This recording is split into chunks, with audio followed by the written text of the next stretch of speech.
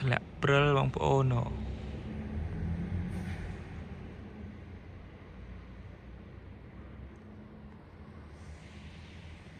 ធ្លាក់ច្រើនទៀតណា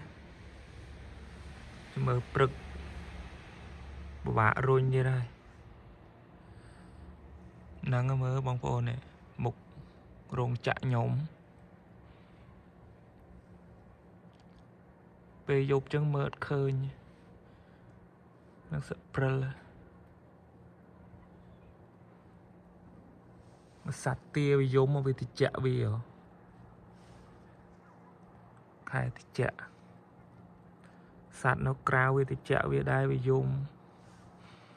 បងប្អូនមើលមើលនោះព្រិលធ្លាក់ច្រើនណាស្អែកឡើងនឹងរុញហើយមើល